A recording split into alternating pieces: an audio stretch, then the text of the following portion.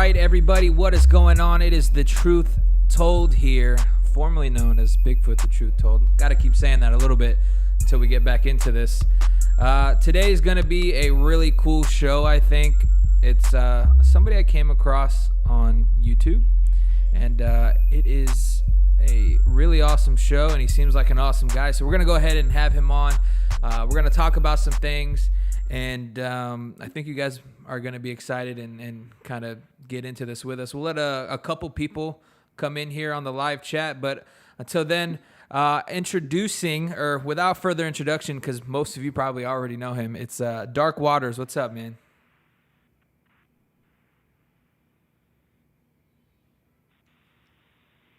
You got me? How you doing today? Good. How are you? I'm doing well, man. So I like I said, I came across your channel on YouTube, going through different channels and things like that. And I was like, hey man, I wanted to reach out and see if you can come on. So I'm really happy that you said, yeah, I'll come on the show. So thank you for that. Oh no, you're welcome, man. I love making new friends, and I love talking to people. So I'm always down for that.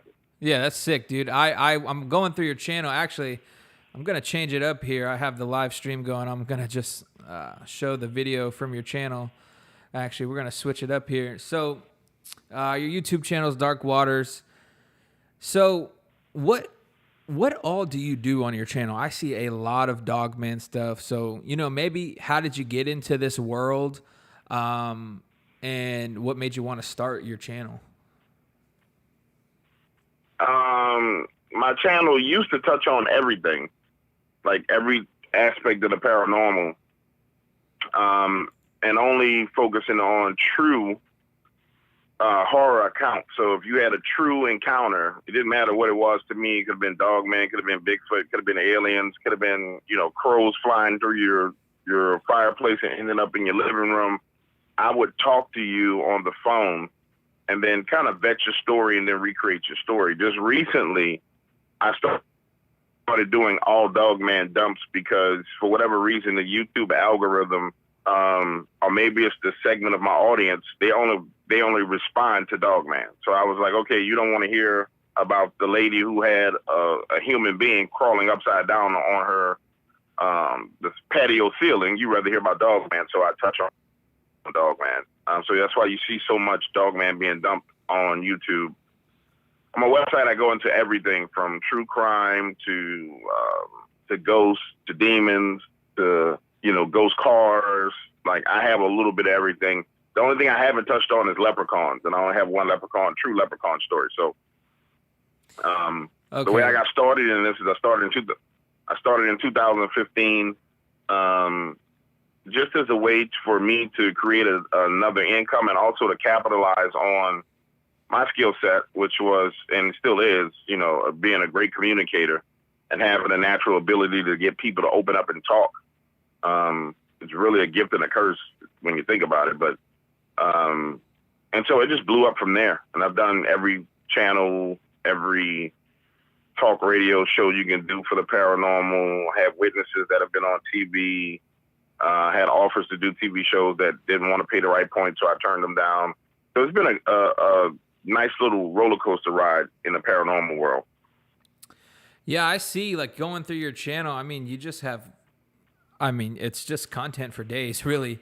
And you're right on the whole Dogman thing. I don't know why. It happened like maybe 3 years ago. Even when I started uploading some Dogman content all those years ago, it, for whatever reason, it just outshined everything. Yeah, I'm not sure if it's YouTube likes pushing that or, people are really interested in Dogman. You're right. When you talk about Dogman, people love talking about it because it's so unique, and it's definitely cool. So you people either contact you through your website or they call you or whatever. So they share their story with you, and then you reshare it, and your storytelling ability is pretty much what you do. Right. So the way it works is I don't tell a story unless I've spoken to that person on the phone, like you and I are physically talking on the phone. And then there's criteria that I have in place that allow me to kind of vet through that phone conversation to know if they're lying or they're telling the truth. I've exhaustively went through that on the YouTube channel. When I start talking about the criteria for my dog man encounters, and it's the same criteria that I use for every encounter to determine if a person is telling the truth or they're lying. Okay, so one conversation. Go ahead. No, I'm sorry. You're kind of, it cut out for a second, so I didn't know if you were done talking. My bad. Oh no, I'm sorry. Can you hear me now though? But you can still hear me, right? Yeah, I can still hear you. It was a quick cut off. Okay, so what I was saying is sometimes I can get to the bottom of what's going on into the truth within one conversation. Sometimes it may take me 5, 6 conversations.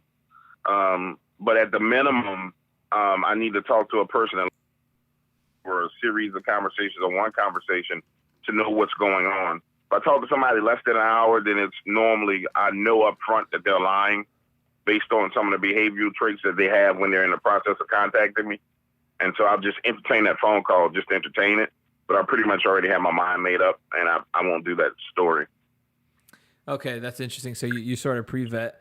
That's that's cool. I see, the problem is I love doing live shows, and what the problem with doing the live shows is I don't know if you're bullshitting me or not until we're like, 20, 30 minutes in, and then I can go, all right, well, this guy is obviously, here for whatever reason, just trying to tell a story, just trying to hear himself on YouTube or whatever.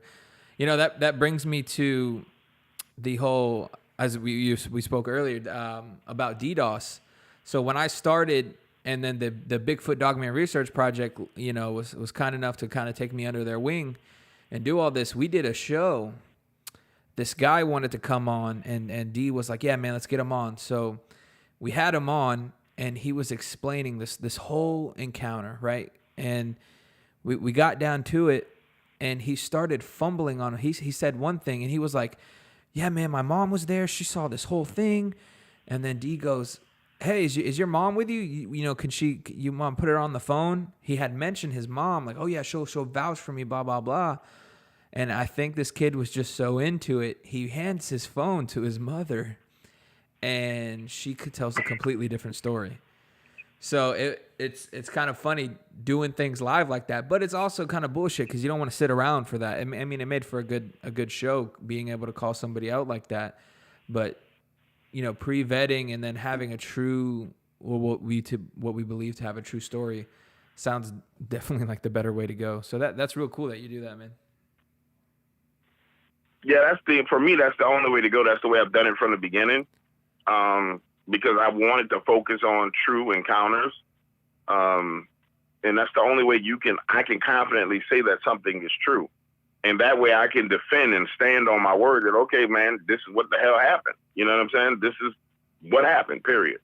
Outside of that, I wouldn't, if I can't defend it, then I'm not going to produce it. You know what I'm saying? And the production process is another long process, which is pretty much I do everything from memory.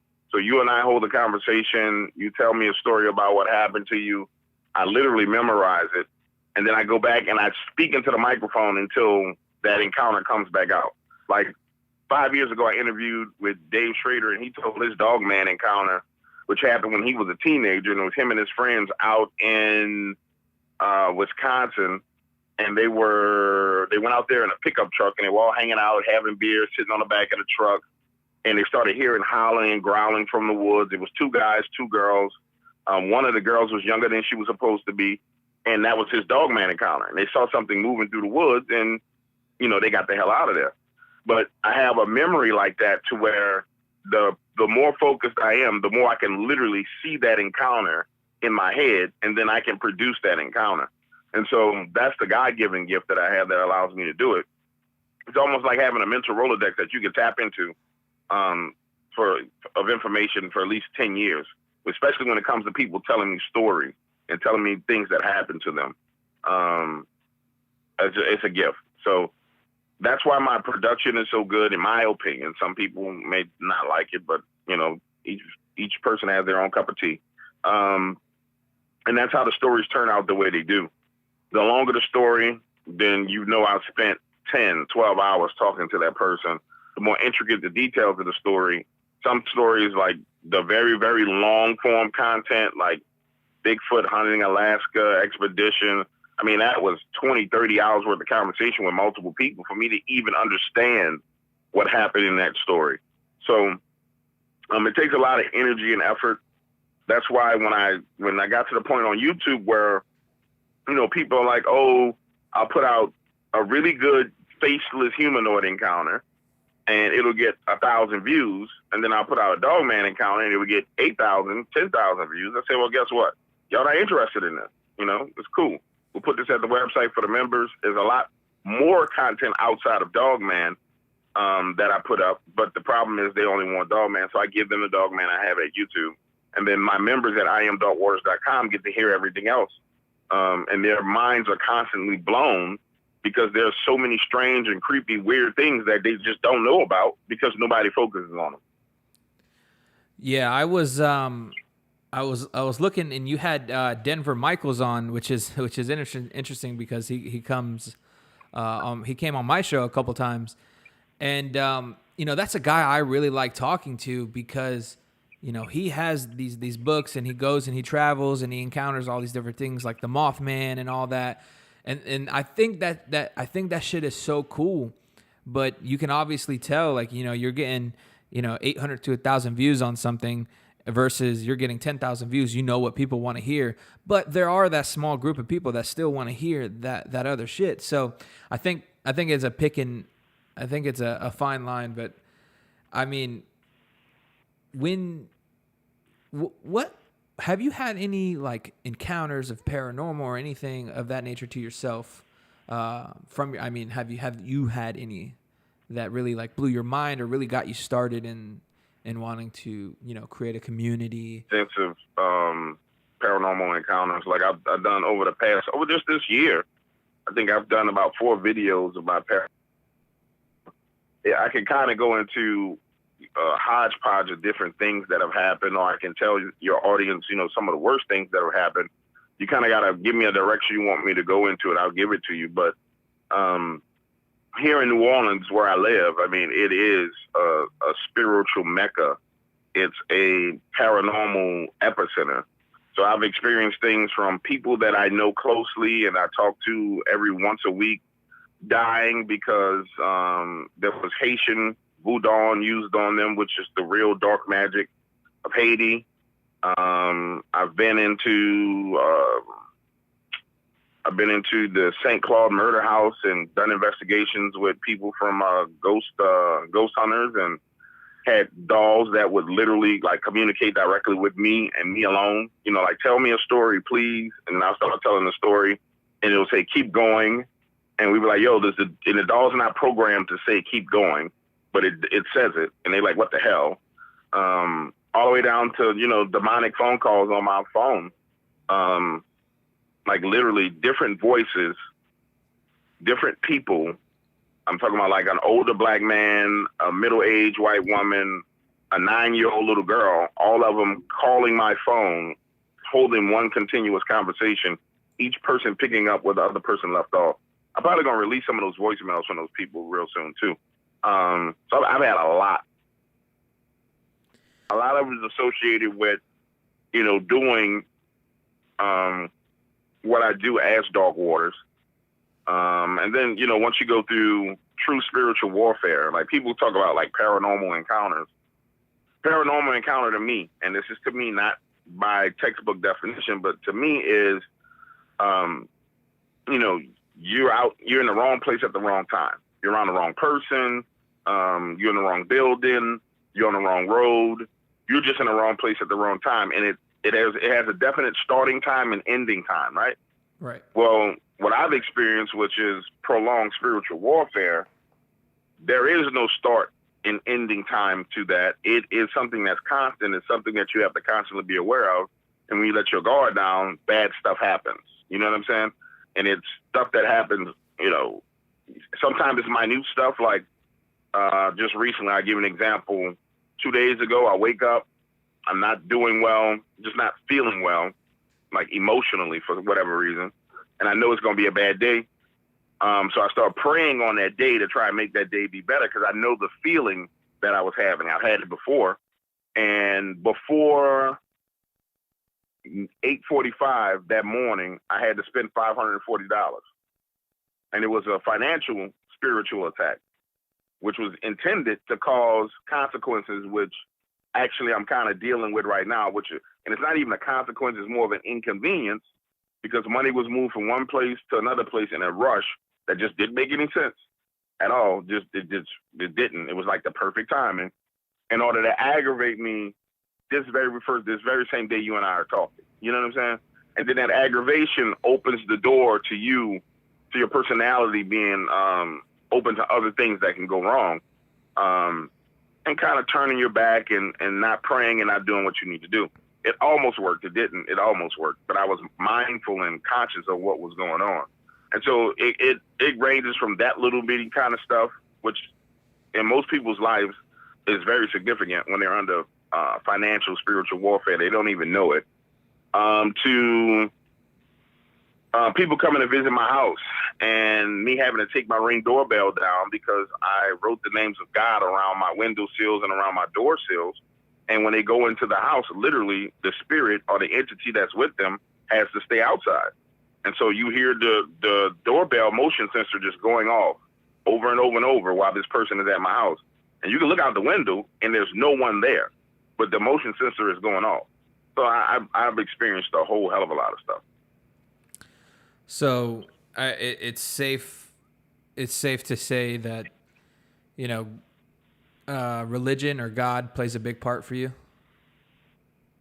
Yeah, I'm full-bred Christian warrior. Believe in Jesus Christ. Don't have no problem in saying it. Not afraid of anybody who thinks differently, and everybody's got their right to believe and feel the way they want to feel. And I accept it. I love people for who they are. And if I don't like you, if you're a jackass and I don't like you, you could be a Christian, you can be a Muslim, you're just a jackass. I don't like you. You know what I'm saying? Yeah. And that's my standpoint. That's what I stand on. Something I find very interesting in this paranormal world that we live in. People will believe so heavily in Bigfoot and Dogman, and they'll believe in demons, and they'll believe in all this, and they go, God can't be real. Angels aren't real. Yeah, how the fuck is that? What? To me, that makes no sense. You believe in that there's demons, but you don't believe that there's an angel, or you don't believe that there's a heaven. You believe that there's a hell, but there's no. So it's iffy for me. Sometimes people go back and forth. They're like, oh, well, this and this and this. I'm like, how can you believe in one thing and say with such confidence that the other thing doesn't exist or the other thing doesn't play any role? I just find it interesting in this world. I don't know if you've ever came across that, but I think that's a big, I don't even know what to call that. It's a big miscommunication there, I think, between people and themselves or maybe people in their own spirit. So that's interesting. Well, I don't know that. I know I've come across it, but I don't think now I think it's a little different because I think people are seeing what's going on in the world today, and they're, the battle between good and evil is spilled out into the open, to the point to where only the blindest person can deny what's in front of their eyes right now, just worldwide. Like you have to be, like, I don't want to curse on your show, but you have to be blind. I mean, you have to be spiritually deaf, dumb, and blind not to see what's going on. And so I could agree with you. About 3 years ago, I ran into people who were that way.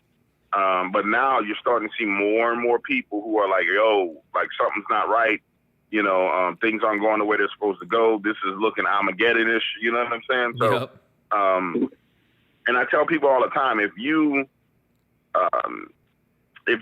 believe in the darkness, which was created by God, just like everything else, then you have to believe in the light. You can't believe in demons and not believe in angels. The Satanists, the Luciferians, the people who really practice dark magic, they know there's a God. The voodoo practitioners, they know there's a greater God. There is the God that's above all gods. They make a decision and they make a choice, which I respect everybody's choice and decision, as long as you're willing to pay the consequences for your actions. But when you start to get to spiritually, like I call spiritually retarded people, and I mean retarded as in they haven't spiritually grown, their growth has been stunted, Yeah. then you may run into people who are that way. But that's a part of their journey as well, because I know a lot of people who used to be like literally spiritually retarded, like God don't love me, God hates me, blah, blah, blah, you know, God is not real. But they have to go through that process, and they're taking kind of the hard road to enlightenment. They're just taking a hard road instead of saying, okay, I believe in God, and try to communicate with that spirit of God. They choose to deny it. And so they got to go through some bad things to get there, get the understanding, but they'll get it as well. Everybody will, one way or the other. Yeah, I think that's a positive outlook on that, because it's like, you know, you can't just think, hey man, negative, all this negative shit rules the world. There's another side to that. It's not all dark. But you know, people are, like you said, they're hard-headed, retarded, whatever it comes down to. I'm just going to real quick, people in the chat. Kansas Sasquatch, how you doing? Scarborough Sasquatch, how you doing? Miles said Dark Waters is the man. This is actually a question for you from Scarborough Sasquatch. It says Dark Waters, have you ever seen a real dog man? That was a question for you. I released video of a real dog man for everybody to see. It's on my YouTube channel. It's called Elusive Dog Man on Caught on Tape. It's an hour, 30-minute long Facebook Live from a guy who we're in business with right now. His name is Blue. He's out of Fort Pierce, Florida. He's a part of our Dog Man Cams project, which D-Dawes is going to be doing a heavy. D-Dawes actually was supposed to be over that project before he had his problems. Yep. So yeah, I mean, I've released the videos for everybody to see. Have I had my own encounter? Yes. I told a story about my encounter in Taylor, Mississippi. So when people, you know, in the Dogman community, it's funny because there's this kind of vetting process. Like, you know, have you ever seen a Dogman? You know, have you ever had any proof of Dogman? I check all the fucking boxes, guys. Like, period. Like, I'm probably one of the only dudes that you can check every box when it comes to the paranormal. When you talk about my background and my history, engineering degree with a minor in physics, worked for the United States Space and Strategic Defense Command, held secret clearances. So you have the box of being professional and highly educated and understanding how to digest information checked. When we start talking about background experience in journalism and radio and communications, did a 6-year talk show called Rich Fit USA. That box is checked. When we start talking about the paranormal, when we go into having my own encounter, I was stupid. And I will only, I'll be the first person to say this. Like, I was the original full retard person who went looking for Dogman in Taylor, Mississippi, and got left on the side of the road with them running in on me. So check. And then when it comes to evidence and true witness encounters, like, I have the best of the best because I only target the best of the best. So I check all the boxes when it comes to encounters and experience when it comes to this. And then we start talking about literally the most interviews done probably in the YouTube paranormal realm. And I don't think anybody's done 220, 225 interviews over the past 5 years all over the world and in other countries like in Mexico and in China. Like, I've done stuff everywhere. So I may be over answering that question, but I just want to check all those boxes because some people don't know. No, I think that was a great answer. Something interesting you said was, you know, you were out there looking for them. You know, when I first started doing this YouTube stuff and I first got into this world and I was like, yeah, fuck yeah, I'm gonna take my camera out there, I'm gonna go do this. There were some things that when I got out there really scared the shit out of me. I live here in Florida. And, you know, I got some advice from a couple Florida guys, a guy who runs a YouTube channel called Crypto Reality. I got some other guys who had contacted me and reached out to me through the internet. And so I thought, you know, I was going to go and do that and have a good fucking time, but it's not a good time. It's not something you want to play with, but it's something that... Because for me, I'm actually a videographer. So for my full-time job, I make videos, I make TV commercials, I make documentaries. So, to me, I'm like, I gotta, if I can prove this shit for real and get good enough imagery and really get it out there, you know, that was my goal at first. And I'm not gonna lie, I was a little shaken and shook by a couple of things and stuff that I had going on. So I like sitting here and talking to people, and who I love talking to people who are really crazy enough to go out there and do it. But it's sometimes I just think some of this shit is just not to be played with, and people really play with this stuff. So no, it's not to be trifled with, and people think it's a game. Like for example, in order to go into the woods, let's take the average keyboard warrior that's like, and they're not really keyboard warriors, they're more like cell phone warriors, because most people use their freaking cell phones, right? Yeah. That average person who enjoys content, and I'm not talking about the people who are listening who are real researchers, because you guys have wood experience going out in the woods. You guys, you know how to go out into the woods, not get lost, not get eaten by a mountain lion. You guys understand that. So I'm not talking about you guys. I'm talking about people who ride around at work, and listen to content at work, or they ride home and listen to it on their way from their job, or it's a hobby, it's an interest, it's something they're interested in. The people who try and transition from just an interested party to a researcher that's going into the field without any, background military experience, any law enforcement experience, any extensive outdoors experience, the shit goes terribly wrong for them. Like, it goes very, very wrong for them. And I produced, like, my Full Retard series is an example of what happens to people who go too far. It's kind of like you're in the peanut gallery, you're enjoying the show, it's like an opera. They start to not like how the person's singing. They think they could do it themselves. Now they're throwing peanuts and tomatoes at the person on stage, and they convince themselves, fuck that, I'm going on stage, I can do that shit myself. I'm going to be the man or woman in the arena, I'm going to go, and then shit just goes terribly wrong. Not only do they don't understand, just being outdoors and in the woods, all, that portion of it, but they really don't understand, and they underestimate the ability of the cryptids that are out there. And then they don't have the full understanding of what actually could be there. So you're going looking for Dogman, or you're going looking for Bigfoot, and some 11-foot tall, skinny, emaciated freaking thing climbs out of a hole and chases you down because they've been doing satanic rituals in that same area for the past 15 years.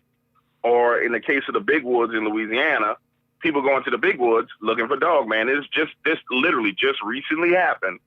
Going to big woods looking for Dogman, and a gigantic freaking condor is chasing a guy around in the big woods. Like a gigantic bird, like the size of your freaking car, is chasing him around.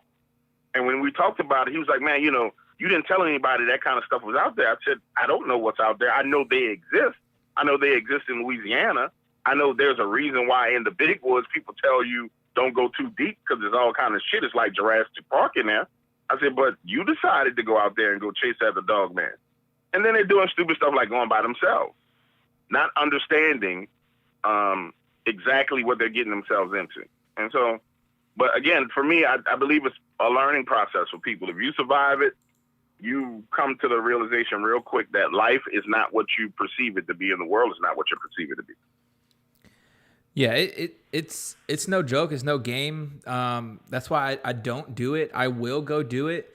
I'm trying to build together right now a great documentary series that I'm putting together. I'm editing together. So I will go out there for that. But like you said, there's other shit out there in the woods. There's other shit you don't know about. And then there's the shit you do know about, like the Florida bobcat, for example. I've been out before, and something like that ruined my trip as something simple as a bobcat, because they will mess you up.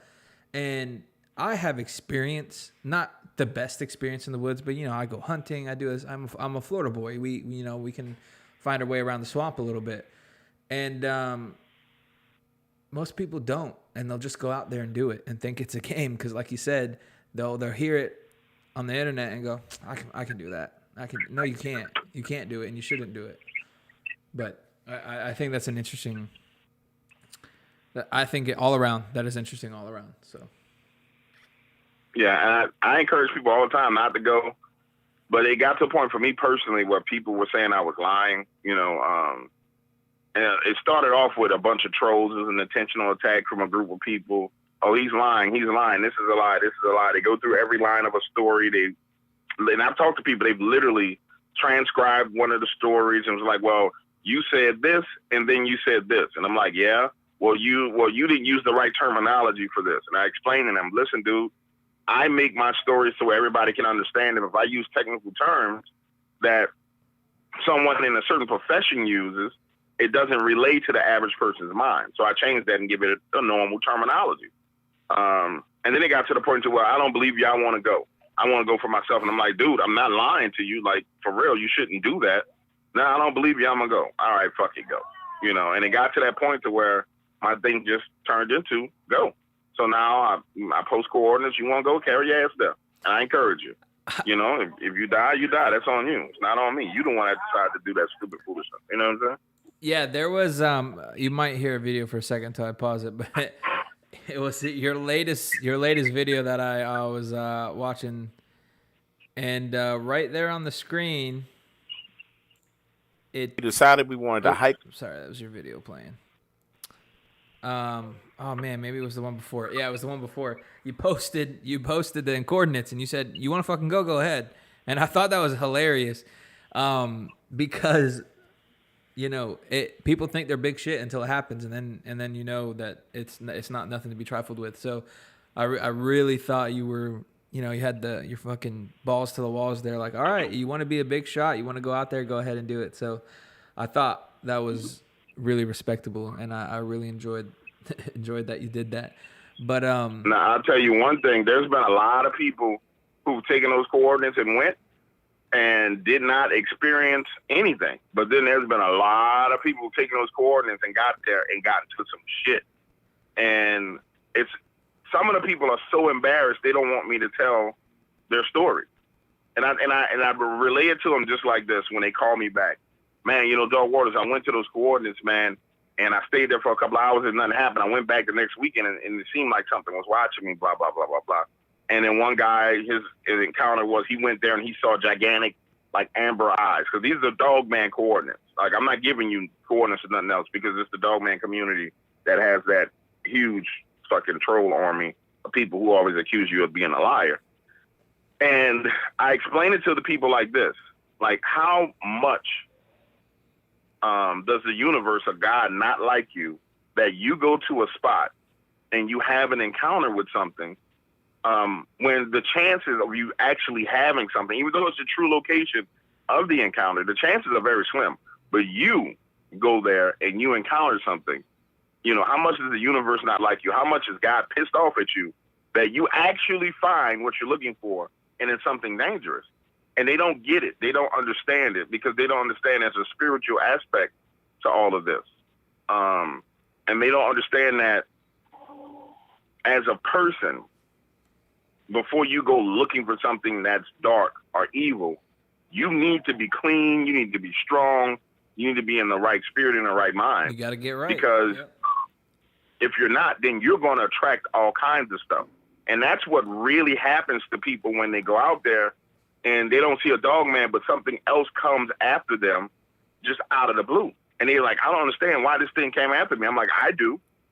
Yeah, I understand exactly why. When I break it down to them, they're like, man, I never thought about that. I know you didn't. You didn't even think before you decided to go. But hey, you want to be a Billy Badass. Go ahead, Billy. You and your little BB gun. Go out there and get eaten up or get torn to shreds. So, no, you're right. You're 100% right. And somebody in the chat said, "Preach it." Yeah, you can't do nothing else but preach it. And at the end of the day, it's up to all you guys. You're gonna take the heating, take the warning or not.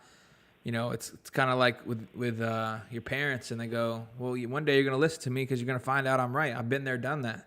Well, a bunch of us have already been there, done that. So just take it from us. Just take it. Trust it.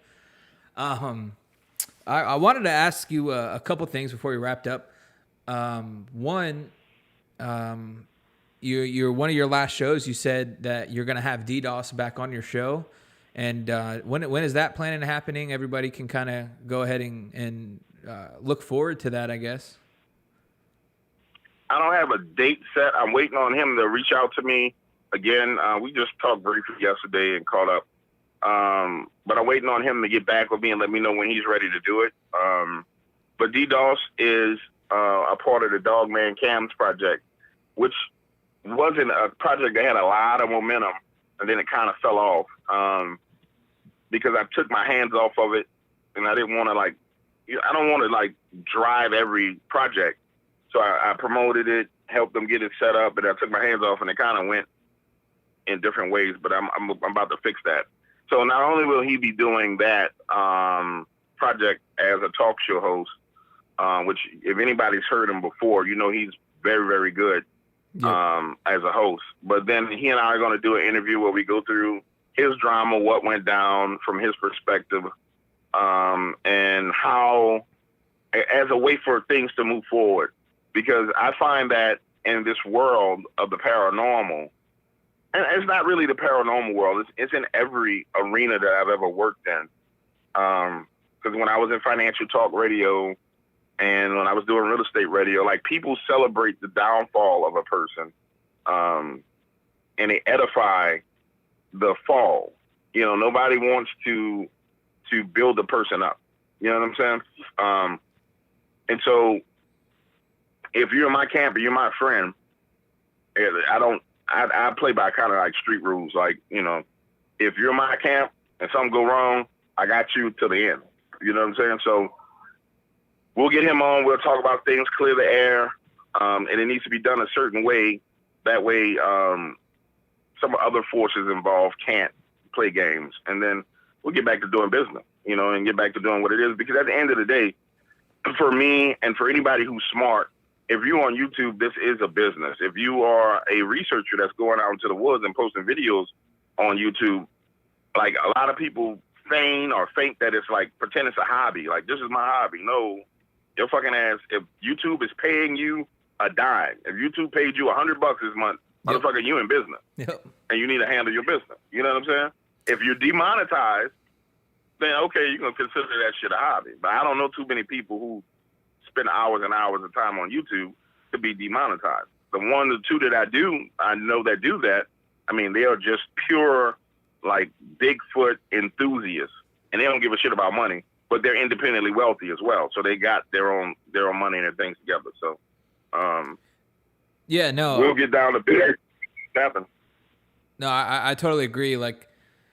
It's, when that whole thing came out and those couple videos dropped on his channel, at first I was one of the people. I said, "What the fuck, man? I can't believe that happened." And then all this shit came out, and I said, "Okay, whatever."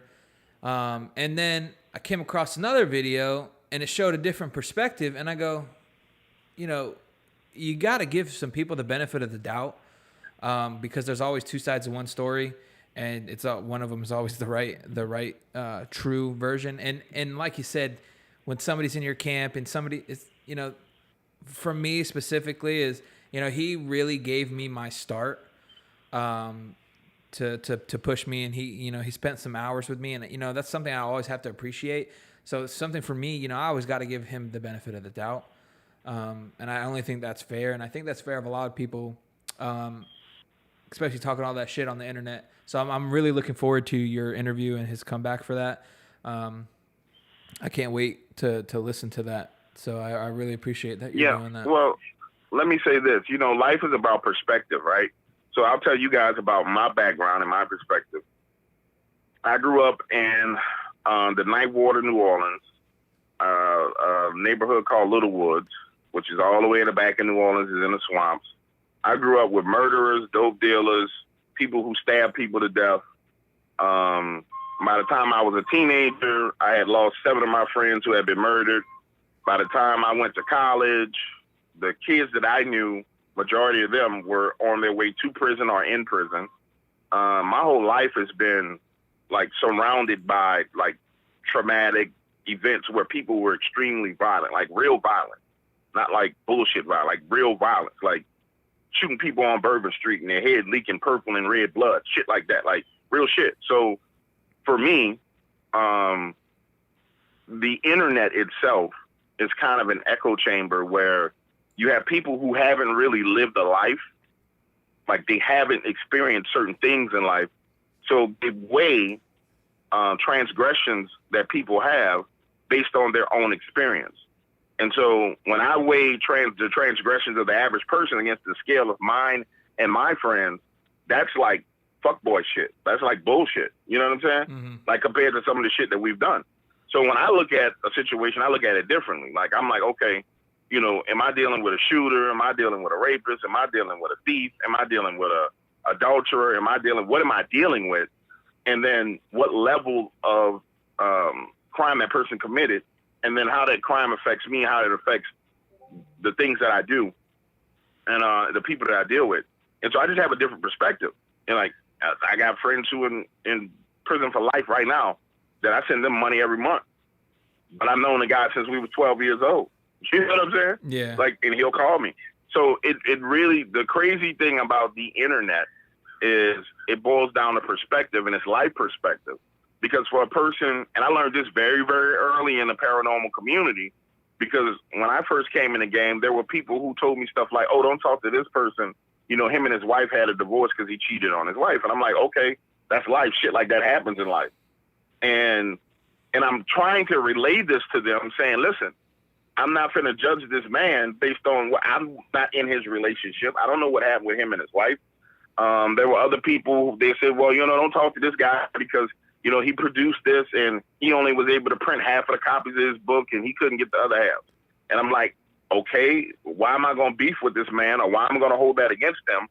I have to experience things for myself, from the individual myself, to know the character of that person. Mm-hmm. And if I know the character of the person, then every personality, the best to say it this way, every personality type has characteristic flaws. And it's just a matter of weighing those flaws and how they affect the overall scale that allow you to make your decision. And what I see in D-Dawes is I don't see a tenth, 1/10 of the shit that the people I deal with on a regular basis do. Like it's nowhere near any comparison. Right. So like the people I talk to, there's nowhere near of a comparison. But for a person on the internet who, you know, sticks their thumb in their mouth and the other thumb in their ass and talk shit, then, oh man, that person is this, that person is that. And I'm like, okay, cool. You know, that's what you believe in. All you got to do is not listen. You know what I'm saying? No, yeah. I 100% understand what you're saying. And, you know, I got 100% agree with you. So, I mean, some people will take that whatever way it is. And you know, I leave these comments, other under comments all the time on people on my page who say this or say that. And I go, don't fucking watch. I'm not here for you. You don't got to watch. You can just go. It's okay. You don't got to listen to me. You don't have to have anything to do. So just go. So I really agree on you with that one. I agree with you on that one. Again, you know, I really appreciate you coming on the show tonight. It was really cool of you to say yes and come reach out. And especially, you know, I told you my little hiccups with the show and everything and how I'm trying to bring it back. So I really appreciate that you did this. Yeah, well, we still got 15 minutes left, man. I blotted out an hour, baby. We only on 44 minutes and 30 seconds. Yeah. I was gonna wrap some things up, but I was gonna thank you first, and then I had one more question. Take a sip of water here. I had one more question. So I'm gonna be going somewhere next week, and I'm going to be staying in a 100-year-old church that was built by Freemasons. Not a church, okay. A 100-year-old bank that was built by Freemasons. And I'm going to do some paranormal stuff there, and we're staying for a week. I'm more on the edge of not shitting where I sleep, but some other people on my team are wanting to do that. You have any tips or pointers or clues what to do with that? You know, we kind of have no choice but to stay here, and it just kind of happened. We're staying there. And we're going to be able to do some paranormal research there that I think might be good because of the history of the building. I'm going to do a little more research on it while we're on the plane and stuff. So you think shitting where you're sleeping is not good for that type of thing, or am I crazy? No, I think it just depends on, you know, what your tolerance is for stuff. So, for example, if Is it known for having like ghostly things or demonic things? This particular town is known for ghostly encounters. Nothing ever demonic or scary that I've seen online or read about so far. Nothing that, is out here, really terrorizing people. It's more of like, oh my God, I can't believe I saw this, or oh my God, I can't believe this does this, or this moves here. More of, hauntings rather than evil. Well, then, yeah, I don't see that being much of a problem. Like I tell people all the time, if you go into something that you consciously know is a demonic location, then you have to recheck your thinking and then recheck the whole circumstances of how you came to know about that place and kind of assess your desire to go to that place and make sure it's not nefarious from the beginning. But I mean, if you guys want to capture something, I'll tell you what I've done in the past. And I did this with Nick Groff, and he kind of freaked out when we were at the Voodoo Doll House or the Voodoo House on St. Claude. Mm-hmm. We were in the room and there wasn't much activity. And I said, we were in the kitchen. This is where Zach killed Addie in New Orleans and then jumped off the Hilton Hotel and committed murder after Hurricane Katrina. And he's like, man, it's kind of dead in here. And I said, well, I'm going to ask God to lift my spiritual hedge real quick. And he kind of looked at me like, what the fuck are you talking about? And I was like, I'm going to ask him to lift it because I pray a lot. And I said, my hedge is strong. I said, I'm going to ask him to lift it for about 10 minutes. I said, let's see what happens. And Nick is looking at me like, yo, this dude fucking tripping. And so I go in the corner of the bathroom where the bathtub is, where she was murdered. He chopped her body up. And I just start saying a little prayer. And I said, God, for the sake of everybody here, I said, will you please lift my hedge for a moment, momentarily. Please don't let anything attach to me, but lift my hedge so that people can experience what they want to experience. And so I go and Nick and I sit in the room, and it's like a dark living room little area. And there's two women sitting on the opposite wall from us. And this lady just breaks down crying. Like she just like bawls out crying.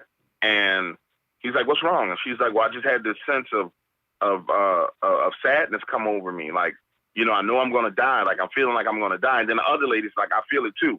Then you hear the dolls in the other room going off, and like shit goes crazy for about 3 minutes. And then it stops. And I switch seats. And I sit on the other side, and it's like quiet. It's like quiet. Then we go downstairs. Then we come back upstairs. And then I do it again. And when I do it the second time, I literally start having thoughts about murdering Nick. Like, oh, shit. I keep a blade on me all the time, right? And it's a blade on a sheath that's on my side. And something that's like, stab him in his throat. Just cut him in his fucking neck. And it's like my brain is saying, cut him in his fucking neck. Like, yo, Nick, something's telling me I need to slit your throat. I think I'm about to go downstairs. He's like, what? I'm like, I'm going to go downstairs, bro. And so I got out of there. But if you lift your own hedge briefly, then you'll experience a lot of stuff. Now, there's a danger in lifting your hedge because something could attach to you. And if you don't know how to spiritually cleanse yourself and ward off those spirits, then you could have a huge problem. But if you want to know how to do it, lift your hedge or ask permission from God to lift your hedge. All of us have a hedge on us, whether we believe in God or not. And our decisions in life, the things that we do, naturally kind of reduce that hedge. So if you are a married person and you're committing adultery every day, all day, then you're just steadily like, you got like a weed eater just tearing your hedge up, right? Mm-hmm. Your protection up. If you're into pornography, like hardcore, not like you turn on a porn. Oh man, can you hear me? Yeah, I can hear you. My bad, dude. What was the last thing you heard? The right way. If you're into pornography, but if you turn it on, once a time or. Okay, because I had you on a speakerphone in the car and it shut off. So I'll put it to you like this. So if you're into pornography, right, and you turn on some pornography, you whack off once or twice here, there, that's one thing. But if you find yourself to where you cannot, and this is real shit, like people go through this, where they cannot, something's attached to you and it's actually using you and living through you. And so we have to be mindful and conscious of what's going on around us and how we're reacting to our environment, because we do things to reduce our own hedges daily, and so But you can ask to have it removed for a little while, but you better ask to have it. You know, bring up and talk about when we're there. You know, I was on the fence. You know, I was like, you know, maybe we really mess around and we do stuff the last couple of days we're there. I don't know if I'm comfortable. You know, fucking around all 5 days or 6 days when we're there, and you know, especially got to sleep there at night. So I thought, I mean, honestly, so asking you that was good, and I appreciate your feedback on that. Somebody, let's see on the chat real quick. Scarborough Sasquatch said, one of your best interviews to date. Thanks, Dark Waters, for coming on. Yeah, thank you, dude. Somebody said, his name D-Worm, I would love to meet this guy and talk a while. Hey, I mean, reach out to him, see what happens. I linked Dark Waters YouTube channel in the bottom of the description here, so you guys can all link back to that if for some reason you've never been there. I'm sure you have, but he's there. But yeah, man, what you said about, I'm gonna use that when we go this week. It's a Saturday to a Saturday thing, so we'll put something together and something on that. Yeah, and you're talking about a place. Just do your research. Make sure there's nothing demonic there. If it's known for ghostly stuff, you probably hear and see all kinds of stuff. But like demonic stuff, like hardcore demonic or ritual, black magic ritual locations, like I did that at the Voodoo House because not only do I understand the hedge, but also I know that the lady who's a voodoo practitioner there, I know her very well. I know that if something crazy happened, you know, she knows what to do as well. You know what I'm saying? So it's one of those places to where I felt very comfortable doing that. But let's say I went to some place that I knew had a whole lot of bad activity. I wouldn't do it because, you know, I just wouldn't. It makes no sense. What's up, brother? How you doing? It's good to see you, though. I wouldn't do it just because I don't know what's there. And there are some very, very powerful entities on this planet. And you just don't want the wrong thing attaching to you. You get the wrong thing attached to you, it's a done deal. Yeah, I think for sure I'm going to do a little more research into it, and we're going to have to play it by ear when we get there. But that's, yeah, I guess I couldn't have asked for a better answer, especially from somebody who's done that before. I mean, I've had some weird shit when I go and do these paranormal things, but nothing as crazy that was what you told us earlier when you let down your stuff and then all that shit happened and you're like, I gotta slit this dude's throat. I've never been that deep into it. But that type of shit scares me. But also, you know, you had that person there who knew what to do, who knew how to combat those forces. You know, unfortunately we don't have anybody like that as of yet. But it's all interesting. Like I said, my goal originally was to start off I wanted to prove that I wanted to undoubtedly prove this. Like deep down in my heart, I wanted to prove to everybody all of this shit. So maybe one day I'll get there, But, you know, just to touch on the proving things to people, I'll tell you, my channel from the beginning has been about, like, getting to the truth and showing things to people. What I've discovered, and I'm pretty sure your audience will agree with this, especially if you have an audience full of people who actually got photographic evidence and presented their evidence, like, the human mind has to be prepped and prepared for kind of the revelation of that information. So if you take a person who's, the best way to put it is this. There's a step-by-step process that a person goes through when it comes to like Dogman, Bigfoot, the paranormal. Like at first they don't believe. Then they realize that it's possible. Then they realize it's probable. Then they realize it's likely that it actually is true. Then they get to the point to where they realize, wait, there's truth in this. And then they have to figure out what box to put that truth into inside of their own mind.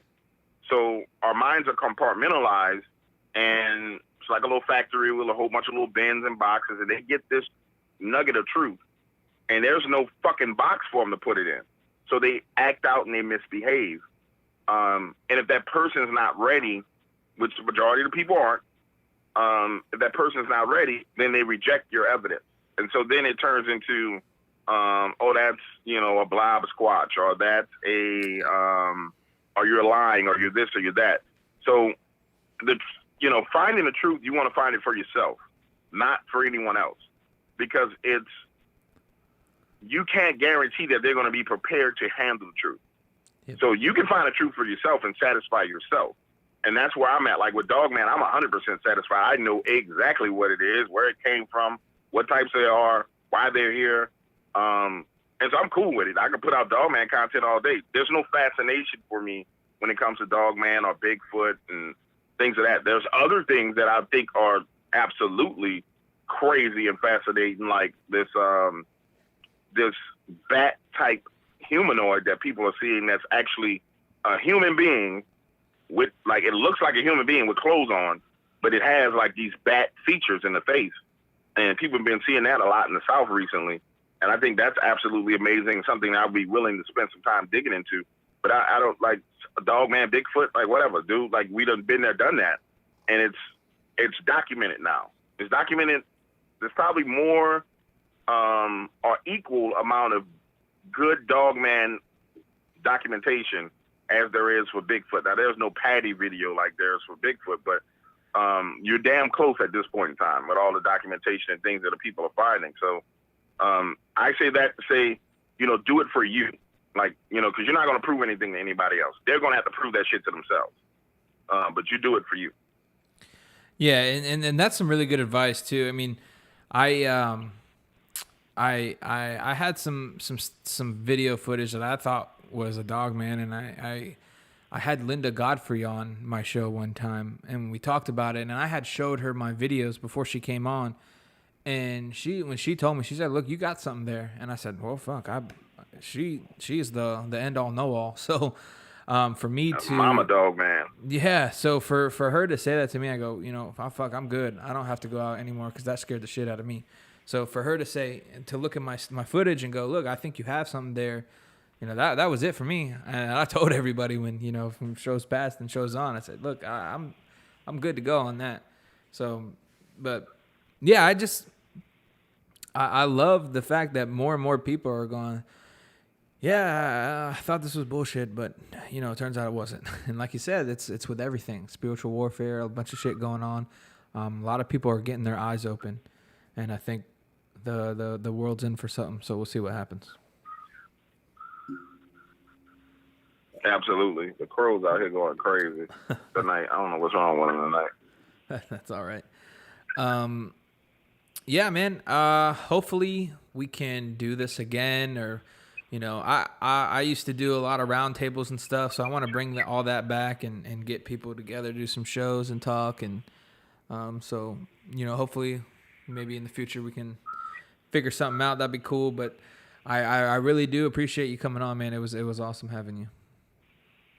No, I appreciate you having me, and I'm open to any roundtable with anybody at any point in time. My philosophy is I will talk to anyone. And I judge people based on what they bring to the table. You know what I'm saying? I don't prejudge anybody. As long as you come to the table with good intentions and a good heart, we cool. And I match whatever you bring.